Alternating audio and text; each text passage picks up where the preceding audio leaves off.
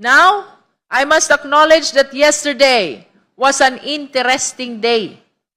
We witnessed a fascinating display of foresight, a moment when a colleague sought to act on a premonition to address some matter before it even happened. But today, we leave the world of premonitions behind. We are not fortune tellers. Yun lamang po ang aking obserbasyon. At ma'am, if I may react dun sa earlier remark made by the chair, I think I was alluded to. Kasi nagkaroon po ng spectacle kahapon. The chair just adopted the manifestation of the Honorable Marcoleta yesterday during our determination of form. Opo, yung pong I am speaking out of premonition. Actually, I'm not speaking out of mere premonition. I was speaking out of experience.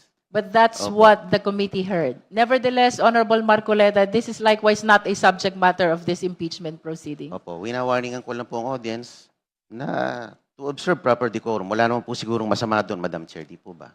But of course, for as long as the public are not committing any offense inside this committee hearing, then there is no basis at all to call their attention or to even mention their name.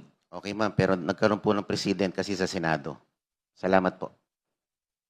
Any other member who wished to manifest on Madam- the first ground? The Honorable Madam Chair. Marcoleta. Thank you, Madam Chair. Madalas pong binabanggit yung notices of disallowance and audit observation memo. Para po sa akin, ito po ay mababaw na ground to constitute an impeachable offense. Unang-una po, ang notices of disallowance ay appealable, they are contestable. Yung pong audit observation memo is just a memo issued by the COA for deficiencies in documentation not involving pecuniary loss. Ang notices of disallowance po ay pwede pang i-appeal ng Office of the Vice President sa regional level ng COA, sa commission proper ng COA, at pwede pang humantong sa Supreme Court. The notices of disallowance does not presuppose guilt on the part of the Vice President. It is not tantamount to a prosecution.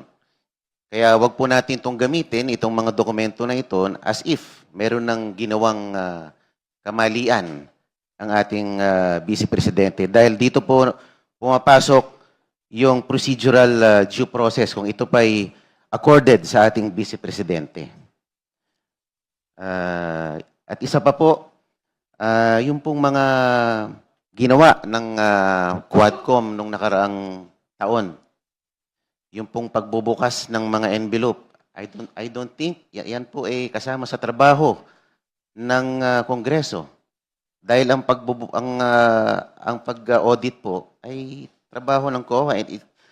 Meron po tayong Latin legal maxim, potestas delegata non delegari. Delegated power should not be delegated further.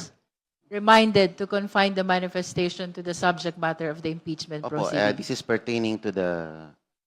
This is not the about envelope. Quadcom. This is the impeachment proceeding on the two complaints against the Vice President. Please stick to the subject matter of this impeachment proceeding. But the envelope, yung opening of the envelopes, hindi po ba may kinalaman If you have ito? concerns about the proceedings of Quadcom, perhaps you should address it in the other forums, but not in the impeachment proceedings. The Honorable Marcoleta is so reminded Opo, to stick to the subject matter. yun lang naman po, Madam Chair, notices of disallowance. Ito po ay hindi mga dokumento lamang na ito ay appealable, contestable, at hindi ito nangangahulugan ng Vice Presidente ay may ginawa ng irregular dahil ito ay contestable.